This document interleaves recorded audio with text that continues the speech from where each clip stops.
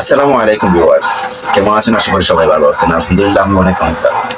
তো আজকে আমি এমবি মাসুদ ব্লগ আপনাদের সামনে একটি ভিডিও নিয়ে হাজির হয়েছি। তো ভিডিওটি আপনারা সম্পূর্ণ দেখবেন, দেখার পর একটা শেয়ার করবেন আর কমেন্টসে এই ভিডিওটির মতামতটা জানাবেন প্লিজ। তো ভিডিওটি অবশ্যই আপনারা থাম্বনেল থেকে বুঝতে পারছেন, একটু আইডিয়া করতে পারছেন যে ভিডিওটি আসলে কি। তো ভিডিওটি স্ক্রিন দেখতেছেন যে মহিলাটি, সেই মহিলাটি সম্পর্কে অবশ্যই ভিডিওটি। তো এই মহিলাটা ডিপজল ভাইয়াকে অনেক ভালোবাসেন, তার ছবিও অনেক দেখেন, কিন্তু তার ছবি থেকে ডিপজল ভাইয়ার ছবি দেখে এই পাগল মহিলাটি, তো ভাই আমি ওই মহিলাটা কি বলবো, এই পাগল আমি বলবো পাগল পাগল পাগল মহিলাটি। একজন অভিনেতার জন্য যদি সে এতটুকু পাগল হইতে পারে, ঠিক আছে, তার সে অভিনয় ভালো করে, তার ভক্ত সে, ঠিক আছে আমি মানলাম তার ভক্ত, কিন্তু তার ভক্ত এতটা ভক্ত হয়ে যে দেশ ছেড়ে, নিজের গ্রাম ছেড়ে ঢাকা শহরে 3 দিন 4 দিন না খাইয়া তাকে খোঁজাখুঁজি করতে হবে, লাভ কি? অত একজন অভিনেতা, তার জন্য 3 মাস কেন, 5 বছর কেন, 20 বছর যদি আপনার ওয়েট করেন, তার তার কোনো যায় আসে না। তো যাই হোক, আমি আর কথা বলবো না। আরেকটি কথা, ওই ডিপজল ভাইয়া যখন অসুস্থ ছিল, বাহিরে গেছিল চিকিৎসার জন্য, তখন বলে এই মহিলা বলে অনেক কিছু মসজিদে দান খয়রাত করেছে, টাকা পয়সা দিয়েছে ভালো হওয়ার জন্য। আচ্ছা যাই হোক, এগুলো কথা আর বলতে চাই না। তো আপনার ভিডিওটি দেখেন, ভিডিওটি দেখতে সম্পূর্ণ বুঝতে পারবেন, ঠিক আছে। তো ভিডিওটি দেখার পর আমার এই ভিডিওটা একটা শেয়ার করবেন, একটা সাবস্ক্রাইব করবেন এবং কমেন্টসে এই ভিডিওটির মতামত জানিয়ে দেবেন। তো চলুন ভিডিওটি দেখা যাক। সে তো আমার বাস্তবে নাই, সে তো আমার স্বপ্নে আসছে আমার জ্বালা যন্ত্রণা করে, আমি খাইতে পারি না, ঘুমাইতে পারি না। এই জন্য তো আমি আরো খুঁজে বেড়াইতেছি।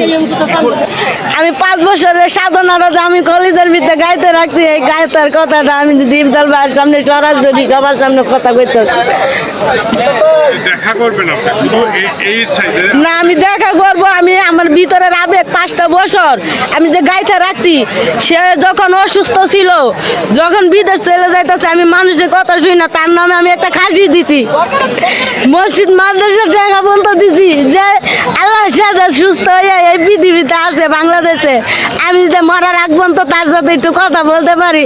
আল্লাহ তুমি আমার বাঁচাইও, আরে বাঁচাইও আল্লাহ, তুমি আমার মরার আগ পর্যন্ত তুমি আর আমার বাঁচাই রেখো। যে আমি তার সাথে দেখা করার জন্য যখন শুনলাম বিদেশ থেকে সে আসতেছে, তখন মসজিদ মাদ্রাসায় আমি টাকা বিলাইলাম, তার জন্য তাহাজ্জুদের নামাজ পর্যন্ত পড়লাম, তাহাজ্জুদের নামাজ পড়ে তার জন্য দোয়া আশীর্বাদ করলাম, আল্লাহ যেহেতু বাংলাদেশে আসতেছে তার সাথে আমার দেখার একটা সাক্ষাৎ করে দিও আল্লাহ, তার আমার ভিতরের আবেগটা তার সাথে আমি যে বলতে পারি, শেয়ার করতে পারি। এই জন্য আমি দেশ ছাইরা আমি তার বিদেশে আমি তারে খুঁজে খুঁজে বেড়াই, এই সারা নবীনগর কত জায়গায় তারে যে খুঁজে বেড়াইছি, গুলশান যাইয়া 3 দিনই চেয়ারি ভাত খাইছি, ওই টাকা যে দেয় ব্যাংকের, এই ব্যাংকের সামনে ব্যাংকের সাক্ষী আছে, 3 দিন আমি এই ব্যাংকের সামনে শুয়েছিলাম এই ডিপজল বাইরে খোঁজার জন্য। 3 দিন চেয়ারির ভাত খাইছি আমি ওই ব্যাংকের সামনে, ওই 3 দিন ভাত খাইছি চেয়ারির ভাত।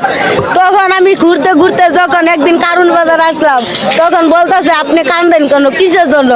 পরে বললাম যে ভাই আমি 5টা বছর ধরে ডিপজল বাইরে খুঁজতেছি, তার আমি অনেক ভক্ত, তার লগে আমি কথা বলতে চাই, আমি তো তার সাথে কথা বলতে পারি না। তখন বললো শুনো, এই পৃথিবীতে যার কাছে যাইবা খালি স্বার্থ খুঁজে বেড়াইবো, কেউ তোমার স্বার্থ দেখবো না, তুমি আরে কোনো জায়গায় পাইবে না। এক জায়গায় আমি ঠিকানা দেয় দিচ্ছি না, তুমি যদি এখানে যাও তাহলে তুমি তার সাক্ষাৎ পাইতে পারো।